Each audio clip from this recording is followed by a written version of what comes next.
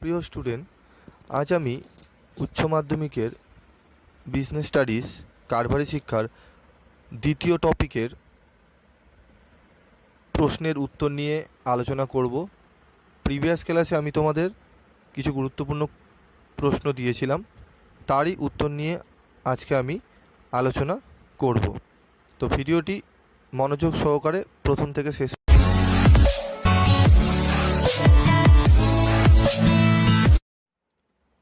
প্রথম প্রশ্নে আসব ব্যবস্থাপনা নীতির প্রকৃতি বা বৈশিষ্ট্য।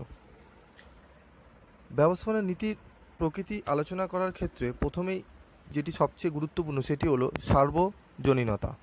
ব্যবস্থাপনার মূল নীতিগুলি শুধুমাত্র কারবারি সংস্থার ক্ষেত্রে প্রযোজ্য নয়, অকারবারি সংস্থা যেমন যে কোনো সামাজিক, সাংস্কৃতিক, সেবামূলক প্রতিষ্ঠানের ক্ষেত্রেও প্রযোজ্য হয়। তাই বলা হয় ব্যবস্থাপনা হলো একটি সার্বজনীন কর্ম পদ্ধতি। এরপর আসব বিভিন্নতার মধ্যে সামঞ্জস্য বিধান।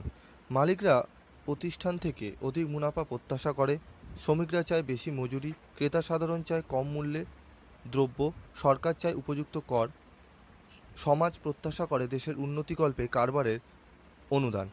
ব্যবস্থাপনার নীতি এই সমস্ত স্বার্থ সমন্বিত গোষ্ঠীগুলির মধ্যে সুপরিকল্পিতভাবে সামঞ্জস্য বিধানের চেষ্টা করে। তাই ব্যবস্থাপনা নীতির প্রকৃতির মধ্যে বা বৈশিষ্ট্যের মধ্যে বিভিন্নতার মধ্যে সামঞ্জস্য বিধান, এই পয়েন্টটি এটি গুরুত্বপূর্ণ হিসাবে চিহ্নিত হয়। এরপর আসবো সামাজিক ক্রিয়া। ব্যবস্থাপনা নীতিগুলি কেবলমাত্র একটি কর্মপ্রক্রিয়ার অঙ্গ নয়, বরং ব্যবস্থাপনা নীতিগুলিকে আমরা সামাজিক ক্রিয়ার অংশ বলতে পারি। এরপর আসব জাতীয় কল্যাণ সাধন। স্বল্পতম মূল্যে উৎপাদনের মান বাড়ানো একমাত্র সুষ্ঠু ব্যবস্থাপনার মাধ্যমেই সম্ভব। ব্যবস্থাপনার নীতিগুলি মানবিক উন্নতি এবং সামাজিক ন্যায় প্রতিষ্ঠায় শক্তিশালী হাতিয়ার হিসেবে কাজ করে। এরপর আসব বৈজ্ঞানিক ব্যবস্থাপনার কিছু সুবিধা নিয়ে। কী কী সুবিধা বৈজ্ঞানিক ব্যবস্থাপনা থেকে আমরা পেয়ে থাকি? 1 নম্বর হচ্ছে কারিগরি দক্ষতা বৃদ্ধি, 2 নম্বর হচ্ছে অপচয় রোধ করে, শ্রমিক কর্মীদের দক্ষতা বৃদ্ধি, জাতীয় সম্পদে উপযুক্ত ব্যবহার, উন্নত মান কিন্তু কম দাম। প্রতিষ্ঠানের যন্ত্রপাতি ও কাঁচামালের মান নির্দিষ্টকরণ, সময় নিরীক্ষণ, গতি নিরীক্ষণ, শান্তি নিরীক্ষণের মাধ্যমে বৈজ্ঞানিক ব্যবস্থাপনা প্রতিষ্ঠানের সর্বস্তরে কারিগরি দক্ষতা বৃদ্ধিতে সাহায্য করে। বৈজ্ঞানিক ব্যবস্থাপনা প্রতিষ্ঠানের প্রত্যেক কাজের বিভিন্ন স্তরকে নিখুঁতভাবে পর্যবেক্ষণ করে, এর ফলে অপচয় রোধ করা সম্ভব হয়। বৈজ্ঞানিক ব্যবস্থাপনা অনুযায়ী শ্রমিক কর্মীদের নির্বাচন, প্রশিক্ষণ ও পদোন্নতির ব্যবস্থা করা হলে কর্মীদের কর্মদক্ষতা ও দক্ষতা বৃদ্ধি পায়। জাতীয় সম্পদের উপযুক্ত ব্যবহার। বৈজ্ঞানিক ব্যবস্থাপনা অনুযায়ী প্রতিষ্ঠানের যন্ত্রপাতির সঠিক ব্যবহার, যোগ্যতা অনুযায়ী শ্রমিকদের সঠিক নিয়োগ করার ফলে জাতীয় সম্পদের উপযুক্ত ব্যবহার সম্ভব হয়। ফলে সম্পদশীল সমাজ গড়তে এই ব্যবস্থাপনা সাহায্য করে।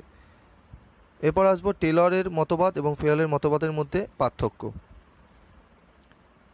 টেলরের মতবাদ এবং ফেয়ালের মতবাদে কিছু পার্থক্য রয়েছে। টেলর ব্যবস্থাপনার ক্ষেত্রে বেশি করে উৎপাদনের উপর জোর দিয়েছেন। ফেয়াল সামগ্রিক ব্যবস্থাপকদের কার্যাবলী এবং সেই সংক্রান্ত নীতিগুলির উপর গুরুত্ব দিয়েছেন। টেলরের মতবাদ বৈজ্ঞানিক ব্যবস্থাপনা, বৈজ্ঞানিক বিশ্লেষণ ও পর্যবেক্ষণের উপর নির্ভরশীল। ফেয়ালের মতে ব্যবস্থাপনা হল একটি প্রক্রিয়া। টেলর শিল্প ব্যবস্থাপনায় নিম্ন স্তর থেকে শুরু করে উচ্চ স্তরে দৃষ্টিপাত করেছেন। ফেয়াল সামগ্রিকভাবে উচ্চ স্তর থেকে শুরু করে ক্রমাগত নিম্ন স্তরের দিকে অগ্রসর হয়েছেন। টেলর তার বৈজ্ঞানিক ব্যবস্থাপনার মাধ্যমে শ্রমিকদের দক্ষতা বৃদ্ধির ওপর জোর দিয়েছেন। ফেয়াল কর্মবিভাজনের ওপর জোর দিয়েছেন। টেলরের নীতি বৈজ্ঞানিক ব্যবস্থাপনা, ফেয়ালের নীতি সাধারণত প্রশাসনিক ব্যবস্থাপনা।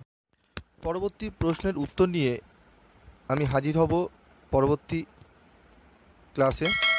তো যেগুলি আজকে আলোচনা করলাম সেগুলি তোমরা খাতায় নোট করে রাখতে পারো এবং এগুলি প্র্যাকটিস করো। সকলে ভালো থেকো, সুস্থ থেকো।